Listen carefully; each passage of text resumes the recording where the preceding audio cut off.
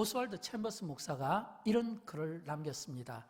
당신이 겪는 모든 일이 당신의 믿음과 정면으로 상충될 때 끝까지 하나님을 믿겠는가? 라고 하는 내용입니다. 이 오스왈드는 꽤 유명한 목사님이고 그리고 편집자고 글을 쓴 사람입니다. 이분이 이 내용을 어디에서 땄냐면 욥기서에서 땄어요. 욥기서에서. 여러분 우리가 욥하면 딱 떠오르는 게 고난이잖아요. 근데 이 욥의 고난은 욥 개인적인 입장에서 볼 때는 이해하기 참 어려운 고난 아니겠습니까? 왜냐하면 이해하기 어려운 이 고난이 계속 막 이렇게 다가오는 거예요. 인간적인 힘으로 한번 막아보려고 하면 더 겹겹이 막 쌓이게 되는 것이죠. 막 가정적인 문제, 자녀의 문제, 그리고 모든 소유의 문제, 또 아내, 또 심지어는 친구들에게까지 배신당하는 그런 어떤 그 끔찍한 이 고난 앞에서 또 하나님은 침묵하셨거든요. 말씀하시지 않는. 그러니까 그런 가운데 상황에 놓였을 때 그 욥의 그 믿음을 우리에게 들려줄 때 지금 이 표현을 쓰고 있는 겁니다. 물론 이 글이 여러분 모두에게 해당되리라고 저는 믿지는 않습니다. 그러나 혹시라도 오늘 우리가 어떤 예상하지 못한 어려운 일로 인해서 뭔가 이렇게 나의 믿음이 상충될 때, 그래서 내가 이렇게 생각했던 믿음과 다르고 생각이 달라서 뭔가 하나님의 역사와 좀 다르잖아. 혹시라도 그런 마음이 드신다면 오늘 말씀을 통해서 다시 한번 우리가 믿음의 조율이 있었으면 좋겠어요. 왜냐하면 우리가 많은 경우 믿음 생활하다가 신앙에서 떠나고 믿음에서 멀어지는 분들의 대부분의 경우는 바로 이런 일이거든요. 내가 생각하던 일, 기대하던 일이 이루어지지 않고 뭔가 상충되면서 부딪히는 이 문들, 해결하지 못하는 어려운 문제들, 계속 이런 일들이 겹겹이 쌓여질 때 사람들은 믿음에서 멀어지거나 떠날 수 있다는 겁니다. 그러나 우리가 또 기억해야 될 게는 뭐냐면 반대로 역설적으로 그런 어려움의 때에 진짜 믿음의 사람은 사실은 그때가 하나님을 경험하는 시간이 된다고 하는 겁니다. 왜냐하면 진짜 믿음의 사람은 그때가 하나님의 은혜를 경험하고 하나님의 일하심을 경험 안 했다는 것은 하나님은 하나님의 사람들에 대해서 우리에게 상황을 뛰어넘는 믿음을 주시기 때문입니다. 저는 오늘 예배드린 여러분 모두에게 어떤 상황이든 상황에 관계없이 상황을 뛰어넘는 믿음을 우리 주님이 주실 줄로 믿으시기 바랍니다. 저는 그런 의미에서 오늘 본문 속에서 만나는 두 맹인의 믿음을 여러분에게 좀 소개하고 싶습니다. 이 두 맹인의 믿음은 우리가 너무 잘 아는 말씀이에요. 왜냐하면 앞을 보지 못하던 이 맹인이 예수님의 소문을 듣게 됩니다. 그리고 예수님께 나아갑니다. 그리고 예수님께서 그 맹인의 눈을 뜨게 해주시는데, 근데 눈을 밝게 해주실 때 거기에서 믿음을 칭찬하신 겁니다. 내 믿음대로 되리라 그랬거든요. 믿음을 칭찬하신 거예요. 저는 이 맹인의 믿음을 칭찬하시는 이 예수님을 보면서 이런 생각을 해봅니다. 도대체 이 맹인에게 무슨 믿음이 있었지? 도대체 그가 어떤 믿음이 있었기에 그의 믿음을 주님이 칭찬하시면서 그 눈을 뜨게 해주셨나라고 하는 겁니다. 도대체 그가 어떤 믿음을 가지고 있었기에 라고 하는 겁니다. 왜냐하면 맹인이잖아요. 앞을 보지 못하잖아요. 그런데도 불구하고 지나가시는 예수님을 서게 했으면 이건 대단한 믿음 아닙니까? 또 뿐만 아니라 예수님께서 그 눈을 뜨게 해주실 때 그냥 뜬 게 아니라 손으로 이렇게 만져주셨다고 했거든요. 손으로 만져주셨다는 것은 어떤 의미일까요? 그 당시의 표현법에 의하면 다가가서 안아주셨든지 아니면 격려해 주셨든지 아니면 쓰다듬어 주셨든지, 중요한 것은 예수님의 그 손이 이 몸이 닿음으로써 그 따뜻함이, 그 사랑이 그 속에 들어감으로 치유받고 고침받았다라고 하는 겁니다. 그렇다면 오늘 본문 속에 나오는 두 맹인은 진짜 믿음이 칭찬받을 만한 것이죠. 더 중요한 것은 우리는 믿음을 논할 때 많은 경우 그 믿음을 이렇게 직분과 연결시키고 싶어 합니다. 내가 그래도 교회에서 이 정도 직분이니까, 또는 신앙의 연수로 연결시키고 싶어 합니다. 그래도 내가 이 정도의 신앙의 연수가 있는데, 그러나 여러분 기억할 것은 믿음은 직분도 아니고 신앙의 연수도 아니고 얼마만큼 살아계신 하나님을 경험하고 얼마만큼 살아계신 하나님과 영적인 이런 친밀함이 있는가, 얼마만큼 내가 살아계신 이 하나님의 은혜를 입는가, 여기에 따라서 하나님을 신뢰하고 하나님을 경험하는 그 믿음이 진짜 믿음인 거예요. 저는 그런 의미에서 우리의 믿음이 살아계신 하나님을 경험하는 믿음이 되기를 진심으로 축복합니다. 오늘 본문에 보면 이 맹인의 믿음에 단계가 있는 것을 보게 됩니다. 왜냐하면 이렇게 우리가 어떤 수학에도 공식이 있고 영어에도 ABC가 있듯이 참 이 믿음도 단계가 있는 거예요. 그런데 오늘 본문에 보니까 이 맹인이 그 단계를 참 잘 보여준 것 같아요. 첫 번째 단계가 뭐냐면 꿈의 단계입니다. 오늘 본문에 보면 26절과 27절에서 이렇게 말씀합니다. 우리 같이 한번 읽어보도록 할까요? 그 소문이 퍼지더라. 예수께서 거기에서 떠나가실새 두 맹인이 따라오며. 아멘. 여러분, 여기에서 그 소문이 그 온 땅에 퍼지더라 이렇게 돼 있거든요. 여기에서 그 소문이는 앞에 있는 내용이잖아요. 앞에 어떤 내용이 나왔냐면 두 가지 내용이 나와요. 하나는 이 혈루병으로 고생하던 여인이 예수님의 옷자락을 만지면서 고침받게 되었다고 하는 그 소문이 그 온 땅에 퍼진 겁니다. 또 두 번째는 한 관리가 나오는데 다른 말로 회당장인데 이 회당장의 딸이 죽었는데 예수님께서 살려주셨다는 그 죽은 아이를 살렸다고 하는 이 소문이 또 그 온 땅에 퍼집니다. 그러면 이건 굉장히 기가 막힌 사건이잖아요. 죽은 자를 살리시는 예수님, 병든 자를 고치시는 예수님, 이 예수님의 소문이 막 그 온 땅에 퍼지는데 그때 예수께서 거기에서 떠나가실새 두 맹인이 따라오며 라고 했거든요. 그렇다면 여러분, 이 두 맹인이 그냥 따라간 게 아니죠. 소문 때문에 따라간 겁니다. 어떤 소문요? 병자가 고침을 받더라. 죽은 자도 살리시더라. 그렇다면 이 맹인의 지금 따라갔다는 것은 그 안에 뭐가 생겼겠습니까? 마음의 소원이 생긴 겁니다. 꿈이 생긴 거예요. 아, 나도 예수님을 만나면 볼 수 있겠구나. 눈이 밝아지겠구나. 라고 하는 꿈이 생기지 않겠습니까? 여러분, 우리가 성경에 보면 이 기적사건에 대한 많은 일들이 나오는데 이 기적사건에 대한 그 일들 가운데 보면 항상 순서가 있는 것을 보게 되는 거예요. 또 그 순서 가운데는 반드시 그 밑에 꿈이 또는 소원이 있는 것을 보게 되는 겁니다. 여러분에게는 어떤 소원이 있습니까? 꿈이 있습니까? 아마 이 자리에 계시는 분들 가운데 다 꿈이, 소원이 있을 거예요. 가정의 어떤 행복이 꿈이 될 수도 있고 소원이 될 수도 있고 아니면 어떤 내가 건강에 내가 원하지 않는 어떤 병이 찾아와서 그 병마와 싸우면서 내가 이기고 나음받고 싶어하는 소원도 있을 겁니다. 청년들에게는 어떤 직장이나 또는 취업 또는 결혼에 어떤 소원들도 있을 겁니다. 또는 어떤 물질의 연약함 속에서 고생하시는 분들이 이 물질의 회복에 대한 이 마음의 소원과 꿈도 있을지 모르겠습니다. 중요한 것은 믿음대로 이루어진다는 이 사실을 기억하고, 그리고 이 기적사건은 반드시 이런 꿈 또는 소원에서부터 출발한다는 사실을 기억하고, 여러분의 인생에 뭔가 터닝포인트를 원하든지 아니면 여러분의 인생에 뭔가 기적을 원한다면 먼저 그 기적의 씨앗이 되는 꿈 또는 마음의 소원들을 꼭 가질 수 있기를 진심으로 축복합니다. 맹인이 그랬잖아요. 맹인이 꿈이 있었어요. 예수님을 따라갔다는 건 그 꿈 때문에 따라갔다라고 하는 것을 기억할 수 있어야 되는 겁니다. 그러나 또 우리가 한 가지 먼저 알아야 될 게 있어요. 그것은 이 꿈과 이 소원이 하나님께로부터 온 건가, 하나님의 영광을 위한 건가, 아니면 나의 욕심 또는 나의 생각에서 온 건가, 이거는 우리가 구분할 수 있어야 되겠죠. 왜냐하면 진짜 믿음은 반드시 하나님이 기뻐하시게 되어 있고, 또 믿음은 반드시 하나님의 역사가 있기 때문입니다. 왜냐하면 그냥 내가 믿음을 가졌다고 해서 그 믿음이 다 하나님의 기쁨이 되는 건 아니에요. 하나님의 기쁨이 되는 믿음이 우리에게 필요한 겁니다. 그래서 성경은 우리에게 히브리서 11장 6절과 그리고 마가복음 9장 23절에서 이렇게 말씀합니다. 믿음이 없이는 하나님을 기쁘시게 하지 못하나니, 이랬거든요. 이 말을 바꿔 이야기하면 하나님을 기쁘시게 하는 믿음이 우리에게 필요하다는 겁니다. 또 마가복음 9장 23절은 우리 같이 한번 읽어보도록 할까요?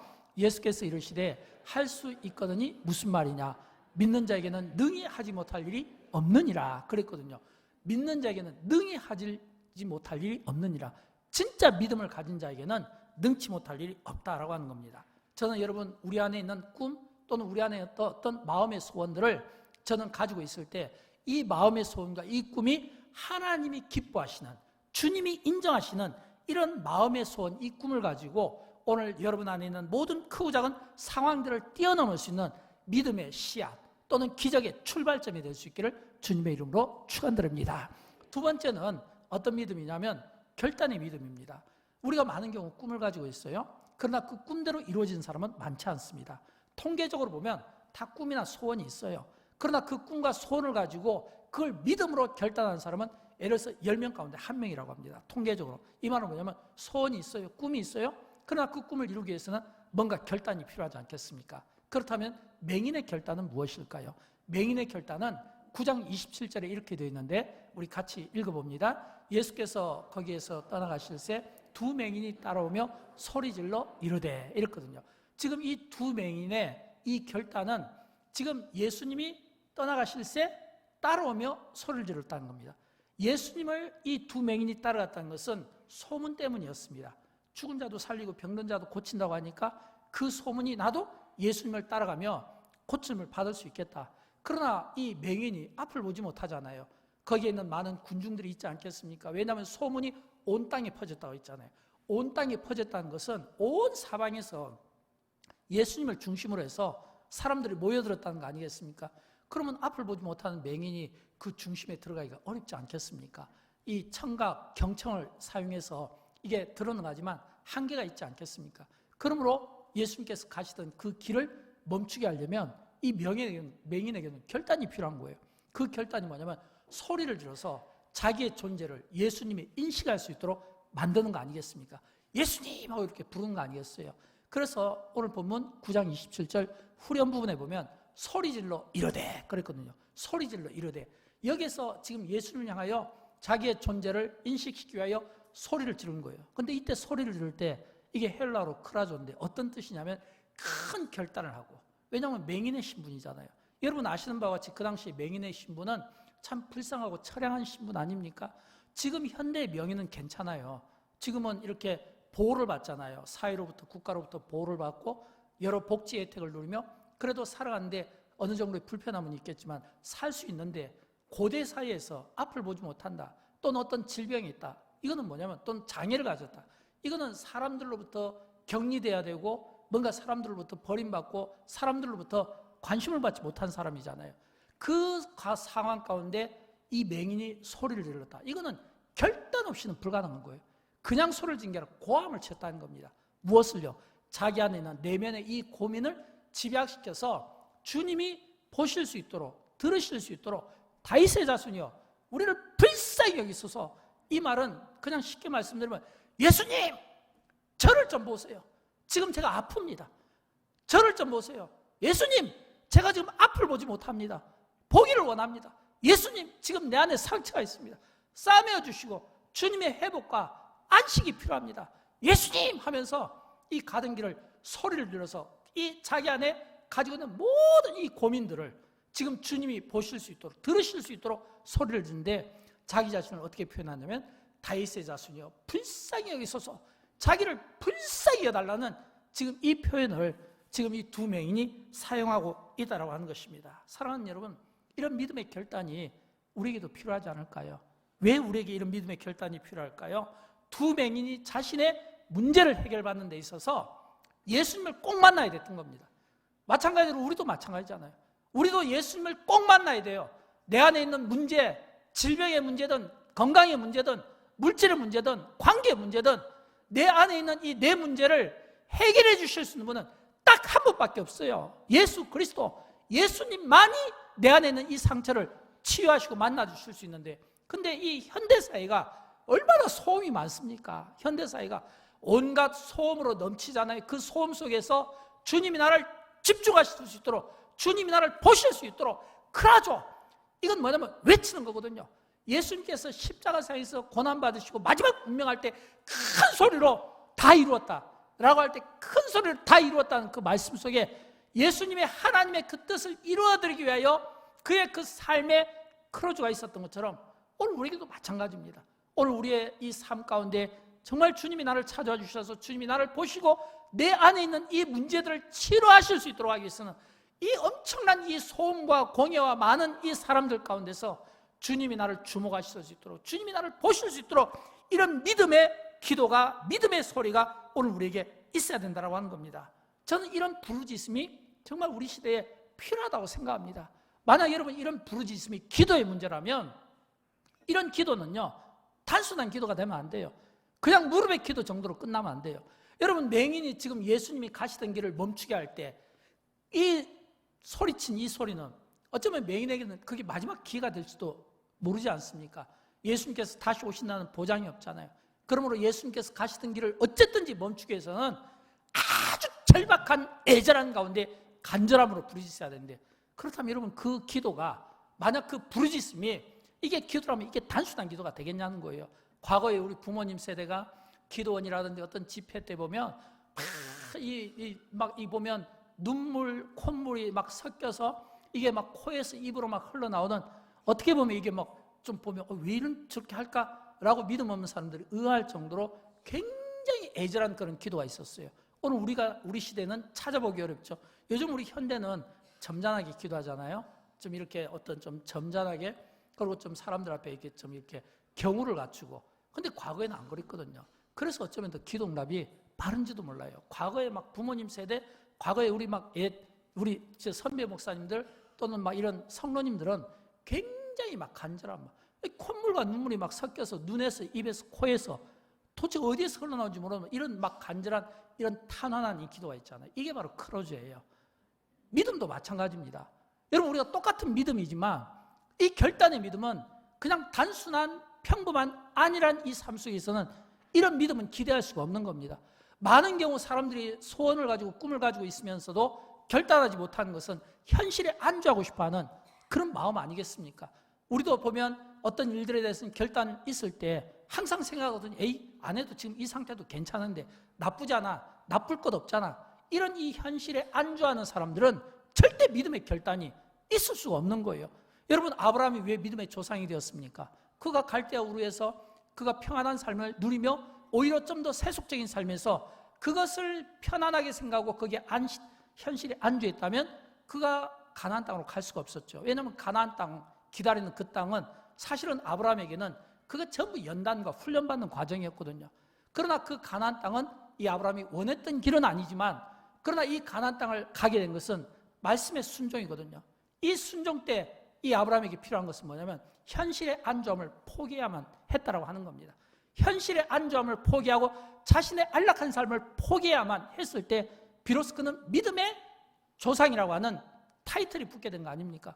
모세도 마찬가지죠. 그가 애굽에서 바로의 아들로 그가 왕자의 신분으로 살았으면 그가 부족한 게 있겠습니까? 현실의 삶에 안주했다면 그는 이스라엘 백성들을 이끌고 이스라엘 민족을 만들어서 민족의 지도자로 그는 쓰임받지 못했을 겁니다. 현실의 안주함을 포기함으로써 그가 민족의 지도자가 된 겁니다. 느헤미야도 마찬가지죠. 느헤미야도 그가 그 당시 바벨론 제국의 그가 신하였잖아요. 가장 왕에게 총애받는 사람이었잖아요. 그냥 가만히 있으면 느헤미야는 그가 사는 동안 아무 염려가 없어요. 그런데도 불구하고 조국 유다 예루살렘에 그 성벽을 쌓고 그들의 그 슬픔에 그가 가서 그 슬픔을 나누고 그 성벽을 짓고자 하는 그 마음 때문에 그 현실의 안주함과 그 좋은 직책을 내려놓고 스스로 고난을 자처했을 때 그는 이 50일이라는 짧은 기간 동안 성벽을 쌓는 큰 일을 했다라고 하는 것입니다. 여러분, 왜 제가 이 말씀을 드릴까요? 오늘 본문에서 맹인이 소리를 지를 때 그들이 결단했다는 것은 이런 의미입니다. 지금 예수님께서 죽은 아이를 살렸어요. 병든 자를 고쳤어요. 그러면 여러분, 예수님 주변에 누가 모이겠습니까? 당연히 병든 자가 모이지 않겠습니까? 왜냐하면 병든 자를 고치신 예수님의 이 소문이 온 땅 지면에 이 소문이 났다면 당연히 그 예수님의 소문을 듣고 전부 아픈 사람들은 다 데리고 아마 예수님을 향하지 않았겠습니까? 제가 과거에 대학교 다닐 때 굉장히 우리나라에서 이렇게 신유의 은사가 강한 분이 있었어요. 현신의 권사님이라고. 그래서 이분이 굉장히 은사가 강해서 용산역 옆에다가 큰 센터를 만들어 놓고 그래서 집회를 하는데 매일 밤마다 집회를 해서 제가 그때 대학생 신분에 한번 용산에 참석한 적이 있어요. 제가 참석한 것은 그냥 한번 보기 위해서 이게 다 학습에 또 이렇게 도움이 될까 싶어서 갔는데 제가 거기서 한 가지 깨달은 게 있어요. 이 권사님이 치유의 은사가 있으니까 거기에 몰린 사람들이 전부 병자들이었어요. 건강한 사람들은 별로 없어요. 다 몸에 있는 막 이런 병, 아픈 환자들이 거기에 막 널리는 걸 제가 봤거든요. 여러분, 그렇다면 예수님께서 지금 죽은 자를 살리고 병든 자를 고쳤어요. 그게 온 소문에 났어요. 그럼 지금 예수님을 따르는 자들이 건강한 사람도 있겠지만 병든 사람이 많이 있겠죠. 지금 자기 어떤 절박한 문제들을 해결받고 싶어하는 사람들이 많이 있겠죠. 그 많은 사람들 가운데 지금 예수님 가시던 길을 멈추게 한 것은 두 맹인밖에 없었다는 겁니다. 예수님께서 지금 그들의 믿음을 칭찬하신 것은 바로 그 의미인 거예요.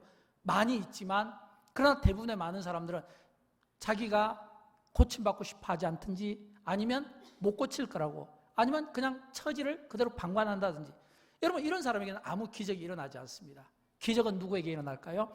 예수님을 만나면, 예수님이 내 문제를 보시면, 예수님이 내 병을 고칠 수 있다고 하는 믿음을 가진 사람에게서 기대되는 게 기적이라는 사실을 믿으시기 바랍니다.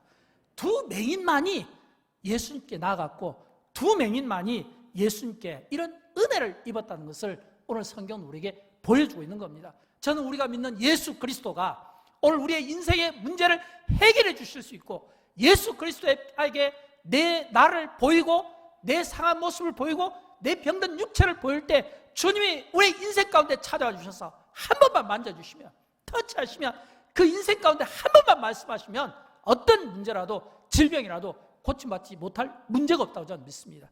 이런 이 믿음이 오늘 우리 시대에 필요하다고 하는 것입니다. 세 번째는 그러나 그럼에도 불구하고 또 필요한 게 있어요. 믿음이 단계인 것은 꿈의 단계가 있고 결단의 단계가 있듯이 기다림의 단계가 있습니다. 여러분 이 기다림의 단계는 어떤 단계일까요? 하박국서에 보면 이런 말씀이 나오는데 우리 같이 읽어보도록 할까요? 이 묵시는 정한 때가 있나니 그 종말이 속히 이루겠고 결코 거짓되지 아니하리라. 비록 더딜지라도 기다리라.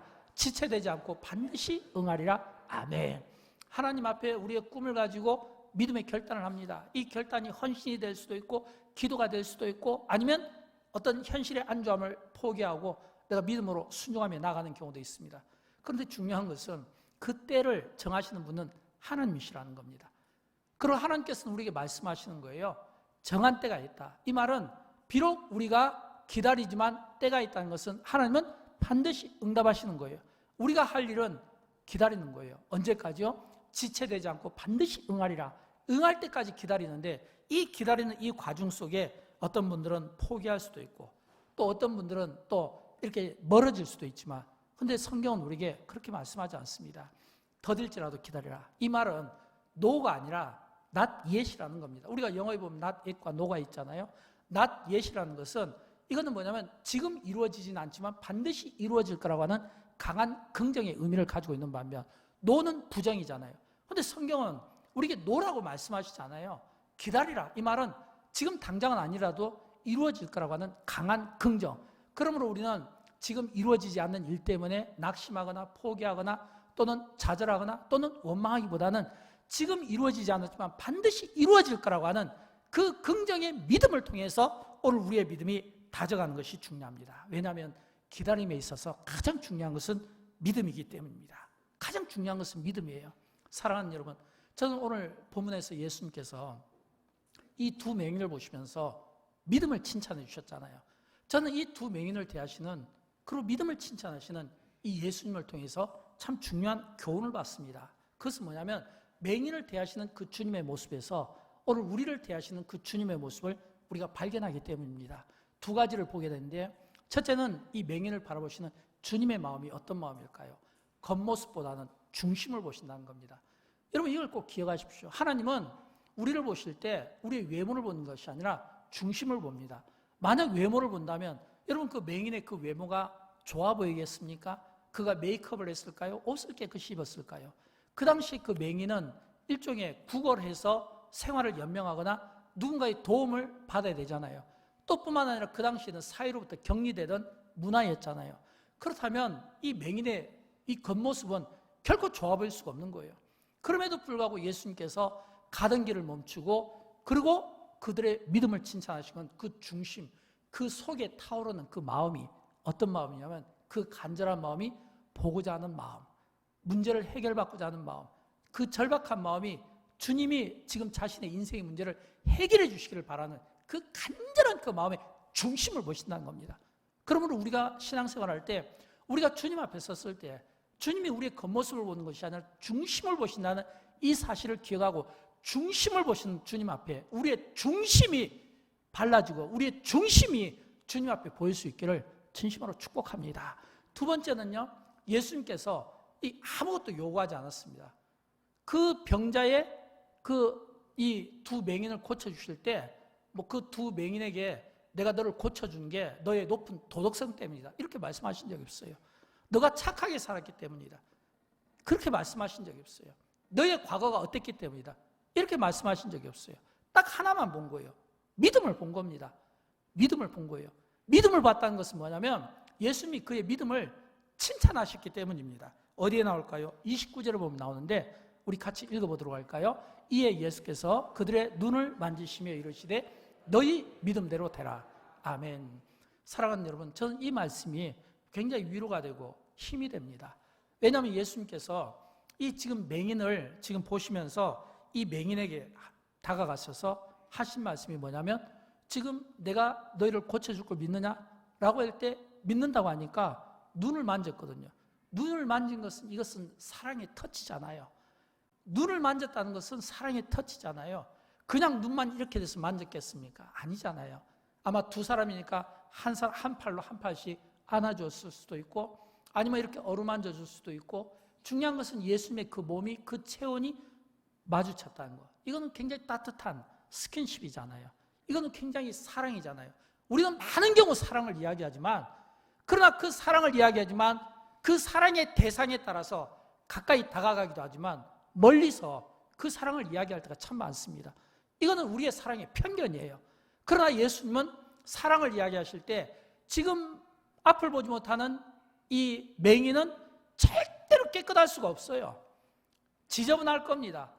아마 사람들에게 자기 존재를, 소리를 외치지 않으면 전혀 자기 존재를 그 누구에도 인정받지 못하는 아마 그런 초라한 모습이었을 겁니다. 그러나 예수님은 다가가셔서 만져주셨다는 것은 진짜 사랑이 무엇이라는 것을 가르쳐 준 거예요. 진짜 사랑은 편견, 기준 이런 것들을 따지지 않아요. 진짜 사랑은 아가페의 사랑이잖아요. 조건 없이 그 사람의 그 상태를 보고 다가간 거잖아요. 근데 이 사람의 눈을 만져주실 때 사랑의 마음으로, 근데 그때 예수님이 어떤 태도였냐면 믿음을 보셨다는 거예요. 내 믿음대로 되라. 이 말은 뭐냐면 지금 예수님께서 그를 품고 눈에 손을 대고 믿음대로 되라. 이 말은 지금 이 맹인의 믿음이 무엇이냐라는 겁니다. 여러분, 이 맹인의 믿음이 뭘까요? 이 맹인의 믿음은 본문 30절에 보면 나와요. 30절을 한번 보도록 할까요? 그 눈들이 밝아진지라 그랬잖아요. 그 눈들이 밝아지니라. 29절에서 내 믿음대로 되라. 내 믿음대로 되라. 그 믿음이 뭐냐면 눈이 밝아졌다는 거예요. 이 말은 뭐예요? 지금 맹인의 믿음은 눈이 밝아지는 겁니다. 눈을 뜨는 겁니다. 예수님께서 맹인의 그 속 중심에서 맹인의 그 갈망과 그 애절함과 그 간절함 속에서 본 것은 보고자 하는 그 믿음. 예수님이 자기를 만나주시면 예수님 때문에 눈을 뜨게 될 거라고 하는 믿음. 눈이 밝아졌다는 겁니다. 그 눈이 밝아진 이 믿음. 그렇다면 여러분, 이 맹인이 그가 지금 믿음을 지금 예수님께서 칭찬받을 때 이 믿음은 어떤 믿음입니까? 예수님이 자기를 낫게 해주실 거라는 믿음 아니겠습니까? 이 믿음은 이 맹인에게는 신앙 고백과도 같은 겁니다. 내가 예수님을 만나면 예수님이 내 손에 손을 대시면 예수님이 나에게 말씀하시면 내가 낫게 될 거라고 하는 그건 신앙 고백인 거예요. 우리에게 이런 신앙 고백이 필요합니다. 여러분, 어떤 마음의 소원을 가지고 계십니까? 얼마나 그 소원을 놓고 결단하십니까? 그 결단 가운데 또 여러분이 그 기다림 속에서 혹시라도 끝까지 인내하며 기다리십니까? 아니면 중간에 포기하십니까? 적어도 이 맹인은 주님이 자기를 만나주실 때까지 기다렸다고 하는 겁니다. 그리고 주님 앞에 섰을 때 주님이 자기 병을 고쳐주신 거예요. 그런 것처럼 오늘 우리에게는 이런 믿음이 있어야 되지 않을까요? 예수님이 나를 고쳐주신다. 예수님이 나를 보신다. 내가 어떤 마음의 상태인지 나보다 나를 더 잘 아시는 창조주 주님이 오늘 나를 보시고 나를 고쳐주신다 라고 하는 이 믿음, 이거는 이 맹인에게는 신앙 고백과도 같은 거예요. 우리가 성경에 대한 많은 지식도 중요하지만 성경에 대한 많은 해석도 중요하지만 더 중요한 거는 우리가 주님 나라 갈 때는 단순한 믿음이 중요한 거예요. 주님이 나를 낫게 하신다고 하는 이 단순한 믿음, 이런 신앙 고백이 우리에게 필요하다는 거예요. 저는 여러분, 우리가 살아가면서 이런 신앙 고백이 있으면 좋겠어요. 내가 해결하지 못하는 인생의 산더미 같이 쌓이는 이런 문제들 가운데서도 주님이 나를 한 번만 만져주시면, 내 인생 가운데 한 번만 성령으로 말씀해 주시면, 한 번이라도 성령이 터치다 만져주심을 경험한다면 오늘 내가 가지고 있는 모든 영적인 문제, 육체의 문제 포함하여 질병의 문제까지 고침받게 된다고 하는 이 믿음이 오늘 우리 시대에 필요하다고 하는 겁니다. 저는 여러분, 이 믿음이 저와 여러분에게 있게 되기를 주님의 이름으로 축원드립니다. 그럴 때 비로소 우리는 예수 그리스도를, 복음을 증거하는 이런 증인의 삶을 우리가 살아가게 되는 것입니다. 오늘 본문에 보면 이 맹인이 고침받기 전에는 그가 어떻게 예수님께 나갔을까요? 소문이었습니다. 본문 26절에 보면 나오는데 26절에 보면 이런 말씀이 나오잖아요. 그 소문이 그 온 땅에 퍼지더라. 이거는 이 지금 맹인에게 일어난 변화입니다. 어떤 변화냐면 맹인이 예수님께 다가간 것은 소문 때문이었어요. 죽은 자도 살리고 병든 자를 고친다고 하는 소문 때문이었어요. 그 소문이 온 땅에 퍼지더라. 근데 이제 그 소문 때문에 예수님께 나가서 예수님께 그런 소리를 들으면서 나를 불쌍히 여기소서. 그래서 예수님께 그 믿음을 인정받고 눈이 밝아지니까 그 다음에는 어떤 일이 나냐면 31절을 보면 같이 읽어봅니다. 그들이 나가서 예수의 소문을 그 온 땅에 퍼뜨리니라. 그들이 나가서, 이거는 두 맹인을 가리킨 거예요. 이제는 그들이 예수의 소문을 그 온 땅에 퍼뜨리니라. 여러분, 은혜 받은 자의 특징이 있어요. 어떤 특징입니까? 침묵하지 못하는 겁니다. 내가 은혜를 받았는데 어떻게 침묵할 수 있어요?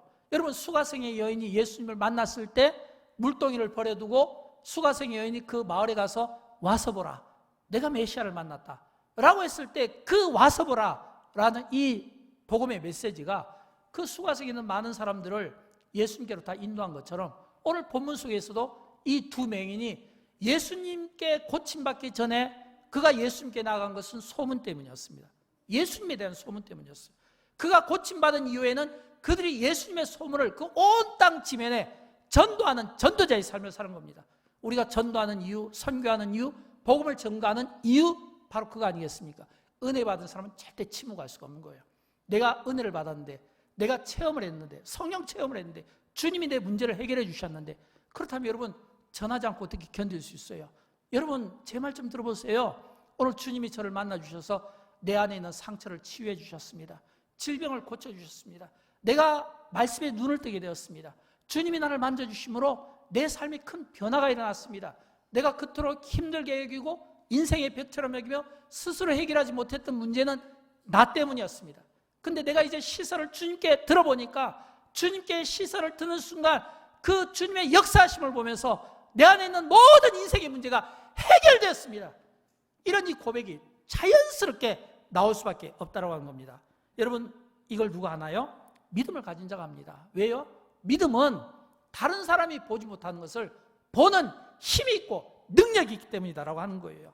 저는 그런 의미에서 예수님께서 이 맹인의 믿음을 칭찬하셨다는 것은 이 맹인 그들의 그 믿음이 예수님 소문 때문에 마음의 소원도 생기고 또 예수님이 가까이 가시니까 결단해서 부르짖기도 하고 또 예수님이 자신을 찾아올 때까지 그 앞을 지나갈 때까지 또 인내하며 기다리면서 그 소문에 의지하면서 믿음을 키워나가기도 하고 또 그러다가 이제 예수님께서 그 믿음을 칭찬하시고 눈을 밝게 해주신가 이제는 전도자의 삶으로 이제는 주님의 복음 예수의 소문을 증가하는데 그 중심에서 쓰임을 받았다는 거예요.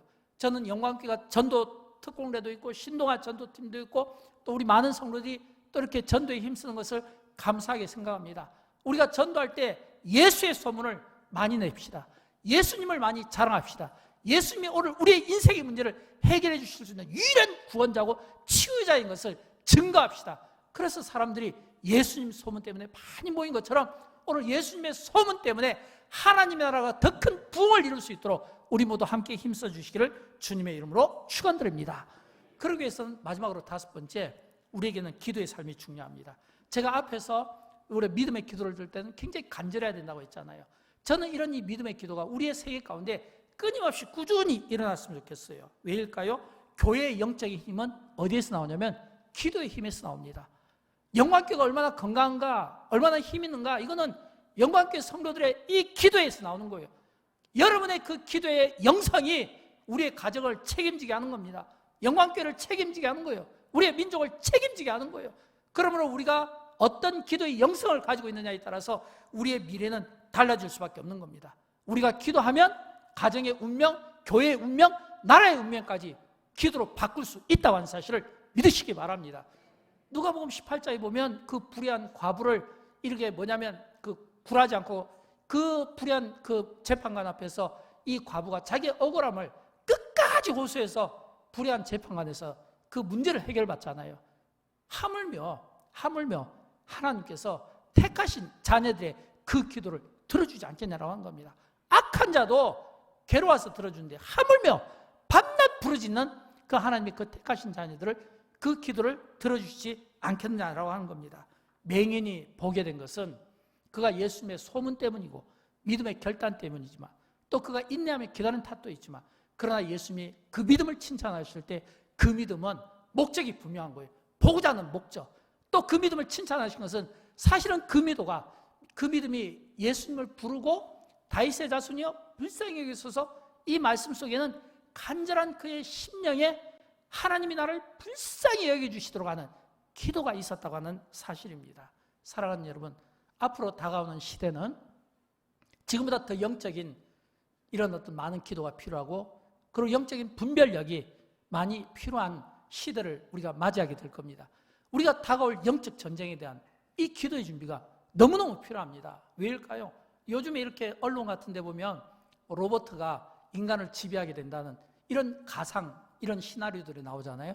근데 제가 볼 때는 가상만은 아닐 것 같아요. 왜냐하면 인간의 과학이 이미 바벨탑을 쌓았기 때문에 이거는 얼마든지 가능한 일이라고 생각합니다. 또 예를 들어서 동성애라든지 우리 시대에 스스로 우리가 참 해결하기 어려운 이런 버거운 문제들이 많이 있는 겁니다.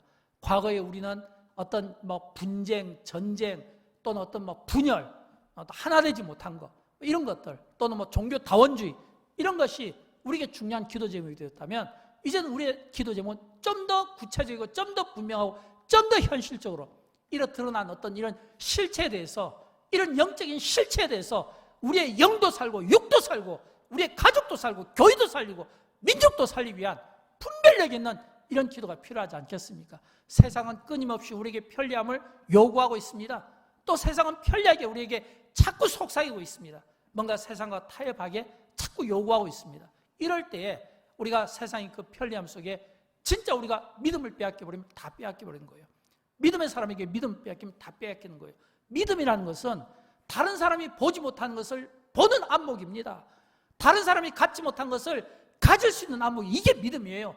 근데 내가 믿음을 빼앗기면 다 빼앗긴 것이죠. 그래서 우리는 오고는 세대 속에서 진짜 분별력 있는 이런 믿음이 우리에게 요구되고, 이런 분별력 있는 이 믿음의 이 야성과 이런 간절한 분명한 목표의식을 가지고 우리가 하나님 앞에 기도할 때 우리는 오고는 세대 속에서 우리의 믿음을 지킬 뿐만 아니라 믿음의 기도와 믿음의 결단이, 지금도 하나님은 살아계셔서 믿음의 기도와 믿음의 결단하는 자들의 그 믿음을 칭찬하시고 지금도 기적을 일으킨다고 하는 이런 이 말씀을 믿으시고, 오늘도 기적의 하나님, 승리의 하나님, 주님과 함께하는 이런 기쁨이 저와 여러분의 생애 동안 늘 넘치기를 주님의 이름으로 축원드립니다. 우리 함께 일어나실까요? 함께 찬양하도록 합니다.